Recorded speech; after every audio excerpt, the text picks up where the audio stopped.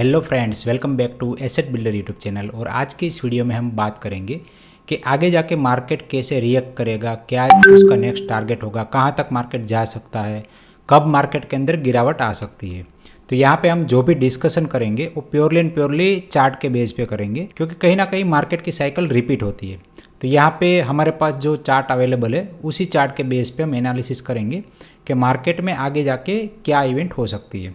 तो अगर हम करंट कंडीशन देखें तो मार्केट में इलेक्शन रिजल्ट की वजह से बहुत ही बड़ा रिएक्शन आया था, वो आप देख सकते हैं। यहाँ पे मेरे पास वीकली चार्ट है। तो मार्केट धीरे धीरे एक रेंज में होते होते ऊपर जा रहा था। अभी यहाँ पे जब काउंटिंग हो रही थी तो काउंटिंग के बेस पे एक बहुत ही बड़ा रिएक्शन आया मार्केट में और बहुत ही बड़ा फॉल आया। फिर जब लगा कि एनडीए के फेवर में पूरा काउंटिंग जा रहा है और एनडीए विन हो रही है और फिर से मोदी सरकार पावर में आ रही है, तो यहाँ से फिर से मार्केट रिवर्स हो गया।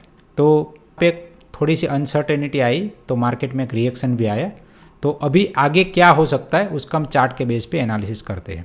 तो यहाँ पे आप देखिए कि मार्केट एक रेंज में चल रहा था, अभी इस रेंज को इसने ब्रेक कर दिया है। ठीक है, तो यहाँ पे हो सकता है कि जो रेंज का लेवल है वो रेंज शिफ्ट हो जाए और अभी मार्केट इस रेंज से होते हुए इस वाली रेंज में चले जाए। ठीक है, अभी यहाँ पे ये मैं जो कह रहा हूँ वो मैं जस्ट ऐसे ही नहीं कह रहा हूँ, यहाँ पे मैं पास्ट डेटा के बेस पे कह रहा हूँ।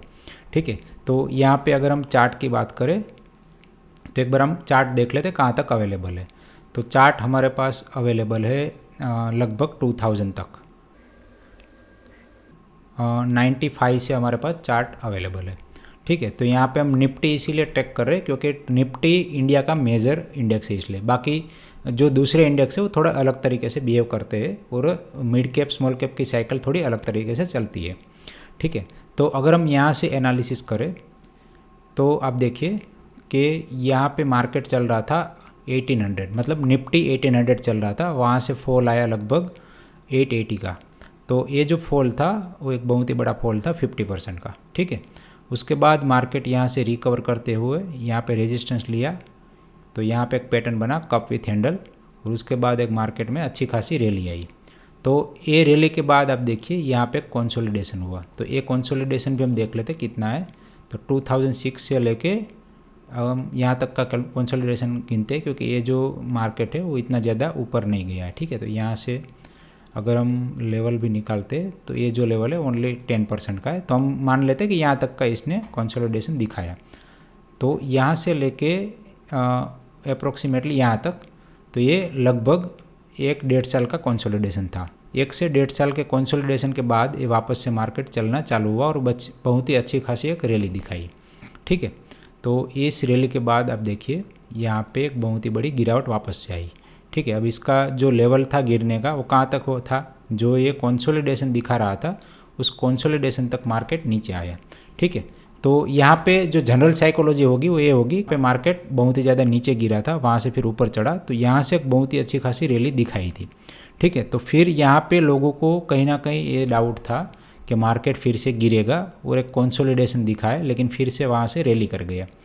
तो यहाँ पे जो डाउट था गिरेगा गिरेगा गिरेगा, वो यहाँ पे नहीं गिरा, वो गिरा 1-2 साल के बाद। तो यहाँ पे 2007 था, 2008 में मार्केट नीचे आया। ठीक है, वो भी कितना नीचे आया, जहाँ तक ये लेवल था वहाँ तक। ठीक है, तो ये एक साइकिल हो गई। अभी देखिए ये एक बहुत ही बड़ा फॉल था, सिमिलरली ये भी बहुत ही बड़ा फॉल है। ठीक है, 2008 का फॉल, तो ये फॉल भी हम देखते हैं तो लगभग 58-59% का फॉल है। तो यहाँ पे जैसे 2000 में बिहेव किया था वैसे ही यहाँ पे मार्केट रिकवर कर गया और यहाँ पे कप विथ हैंडल पैटर्न बनाया और फिर यहाँ से ब्रेकआउट दे के मार्केट चलने लगा। ठीक है, तो यहाँ से एक अच्छी खासी रैली दिखाई और रैली के बाद एक कंसोलिडेशन दिखाया और यहाँ पर भी सिमिलर इतना अच्छा रैली दिखाने के बाद लगा के नीचे आएगा, तो यहाँ से थोड़ा सा कंसोलिडेट होते हुए फिर से यहाँ पे ब्रेकआउट दे दिया और यहाँ से यहाँ तक एक अच्छी खासी रैली दिखाई। ठीक है, अब यहाँ पे हमारी जो पैटर्न बनी थी रेंज वाली, तो सिमिलर पैटर्न यहाँ पर भी बन रही है। आप देखिए इस रेंज में मार्केट फंस गया था, वो फंसने के बाद यहाँ से रेंज ब्रेकआउट किया तो ऊपर वाला, तो यहाँ पे ये जो रेंज था 5% का, उसी 5% के रेंज से ऊपर यहाँ पे मार्केट चला गया। ठीक है, यहाँ से वापस थोड़ा नॉर्मल करेक्शन हुआ, फिर से मार्केट चलना चालू किया। तो इस तरह से यहाँ पे जो रेंज थी वो थोड़ी बड़ी हो गई। ठीक है, तो यहाँ पे हम देख लेते हैं, तो ये जो रेंज है वो हमारी थोड़ी सी बड़ी वाली रेंज हो गई, यहाँ से ये हमारी रेंज हो गई। ठीक है। तो ये रेंज का अगर हम परसेंटेज निकालते हैं तो ये परसेंटेज लगभग 15% हो गया, ठीक है। तो ये वाली जो रेंज है वहाँ पे हमें स्विंग ट्रेडिंग में बहुत ही ज़्यादा फ़ायदा मिल सकता है अगर आने वाले दिनों में इस तरह से अगर आता है तो, ठीक है। तो बहुत बड़ी गिरावट के बाद एक रैली आई, रैली के बाद कंसोलिडेशन आया और फिर से एक रैली आई, ठीक है। तो ये भी नॉर्मल हुआ, ये बड़ा गिरावट था, ये छोटा सा कंसोलिडेशन था, ठीक है। फिर से कोरोना के टाइम पे एक बहुत ही बड़ी गिरावट आई, ठीक है। अब देखिए यहाँ पे एक गिरावट आई, तो ये गिरावट कितनी थी, हाई से लेके ये 39% की थी, ठीक है। तो यहाँ पर भी मार्केट ने एक अच्छा पैटर्न बनाया, कप विथ हैंडल टाइप का ही पैटर्न है, थोड़ा सा अच्छे से नहीं बनाया लेकिन फिर भी हम इसको मान सकते हैं कि ये कप है बड़ा सा और ये छोटा सा हैंडल है, ठीक है। ये इसके ब्रेकआउट के बाद एक अच्छी रैली दिखाई, इस रैली के बाद यहाँ पे एक अच्छा खासा कंसोलिडेशन दिखा दिया, ठीक है। ये कंसोलिडेशन भी अगर हम देखें तो यहाँ से लेके यहाँ तक ये लगभग 1.5-2 साल का कंसोलिडेशन है। अभी एक कंसोलिडेशन को भी ब्रेकआउट किया और मार्केट ने एक अच्छी खासी रैली दिखाई है, ठीक है। तो यहाँ से अभी ये ब्रेकआउट हो रहा है, तो यहाँ पे थोड़ा बहुत हम प्रेडिक्शन अगर लगाए तो ऐसा हो सकता है कि यहाँ से मार्केट यहाँ तक रैली दे दे, मतलब ये जो लेवल है वहाँ तक। तो ये लेवल अगर हम देखें तो 24,500 का लेवल है, यहाँ से थोड़ा बहुत ऊपर नीचे हो सकता है, फिर यहाँ से थोड़ा सा नीचे आए, फिर यहाँ से ऊपर जाए, फिर नीचे आए, इस तरह से एक बड़ी रेंज में मार्केट घूम सकता है, ठीक है। तो यहाँ पे अगर हम मोटा मोटा प्रेडिक्शन लगाए तो ये जो रेंज है उसको हम थोड़ी सी बड़ी रेंज बना लेते हैं, ठीक है। ये वाली रेंज बना लेते हैं, ये एक्चुअली अप्रोक्सीमेशन है, यहाँ पे कोई भी ऐसा नहीं है कि मार्केट इस तरह से बिहेव करेगा, लेकिन हमें एक थोड़ा सा आइडिया लगेगा कि किस तरह से मार्केट बिहेव कर सकता है, ठीक है। तो यहाँ पे मोटी रेंज बन गई, अगर ये रेंज हम देखें तो ये लगभग 15% की रेंज बन सकती है, ठीक है।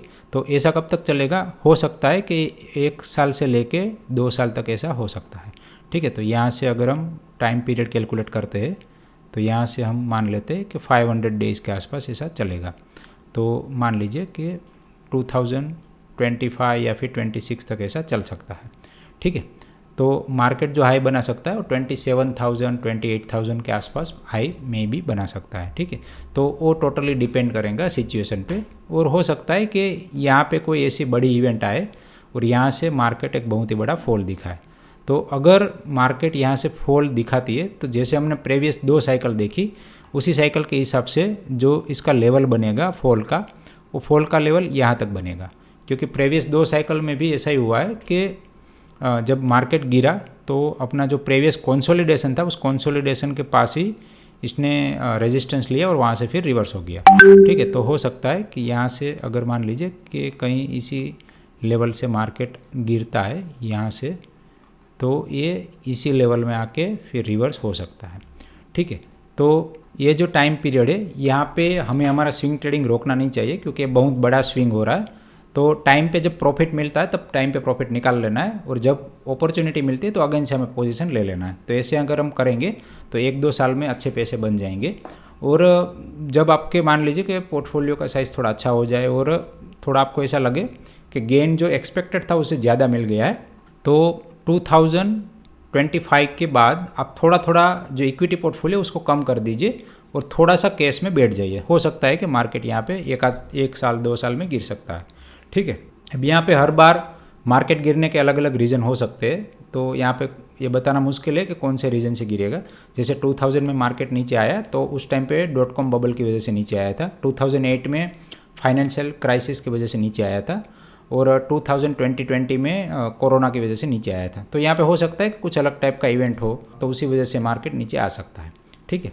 तो यहाँ पे जो भी मैंने बात किया वो ओनली एंड ओनली प्रेडिक्शन है, और किस तरह से मार्केट बिहेव कर सकता है वो हमने पास्ट ट्रेंड से ये सारी चीज़ देखी है, ठीक है। तो एक बार फिर से हम देख लेते हैं कि क्या क्या हमने एनालिसिस किया। तो हम बात करें तो यहाँ पे 3 साइकिल बनती है, एक मोटा करेक्शन आता है, उस करेक्शन के बाद एक बहुत ही बड़ी रैली आएगी, रैली के बाद एक कंसोलिडेशन होगा। यहाँ पे इसको कंसोलिडेशन इसलिए बोला है क्योंकि ये जो रेंज है वो रेंज 20% की है, ठीक है। और वो कंसोलिडेशन के बाद यहाँ पे एक रैली आएगी, और वो रैली कुछ टाइम तक चलेगी, फिर एक बहुत बड़ा वापस से फॉल आएगा, ठीक है। तो यहाँ पे 3 चीज़ें है, फर्स्ट बहुत बड़ा correction, consolidation, rally, and then बहुत बड़ा फॉल, ठीक है। तो यहाँ पर भी वही हुआ था 2008 में, एक बहुत बड़ा फॉल आया, उसके बाद ये थोड़ा एक्चुअली रिकवरी में थोड़ा सा टाइम लगाया, एक रैली आई, फिर एक कंसोलिडेशन दिखाया। तो कंसोलिडेशन में आप देखिए कि ये जो रेंज है, तो कंसोलिडेशन में देखिए ये जो रेंज है वो 25% का था। उसके बाद एक बहुत बड़ी रैली आई और एक बहुत बड़ा फिर वापस फॉल आया। तो यहाँ पर है फर्स्ट इवेंट, सेकंड इवेंट, ये थर्ड इवेंट एंड फोर्थ है फॉल आया। सिमिलरली 2000 में भी वही हुआ था, एक बहुत बड़ा फॉल आया, रिकवरी दिखाई, फिर एक बहुत ही अच्छी रैली आई, एक कंसोलिडेशन हुआ और कंसोलिडेशन में भी ये जो रेंज था वो थोड़ा बड़ा रेंज था। तो यहाँ पे एक्चुअली इसको करेक्शन बोल सकते हैं, ये थोड़ा सा बड़ा करेक्शन था 28-29% का। ठीक है, तो हमें ऑलवेज ये वाले इवेंट के लिए रेडी रहना है। तो यहाँ पे एक बहुत बड़ा करेक्शन आया और यहाँ पे छोटा करेक्शन आया। ठीक है, तो यहाँ पे हो सकता है कि ये जो बड़ा करेक्शन था, छोटी रेंज थी, तो यहाँ पे एक बहुत बड़े करेक्शन के लिए हमें रेडी रहना है। कैश में पैसे थोड़े से यहाँ से जमा करने हैं और जब भी बहुत बड़ा करेक्शन आए तो विदाउट एनी फियर हमें पैसे वहाँ पे एंटर करने, तभी आपके इक्विटी में अच्छे खासे पैसे बनेंगे। तो आज का एनालिसिस बस यही था। आशा करता हूँ कि आपको ये छोटा सा वीडियो पसंद आया होगा। अगर पसंद आया तो प्लीज़ वीडियो को लाइक करिए एंड चैनल को सब्सक्राइब करिए। एंड लास्ट में इस वीडियो को एंड तक देखने के लिए आप सभी का दिल से धन्यवाद।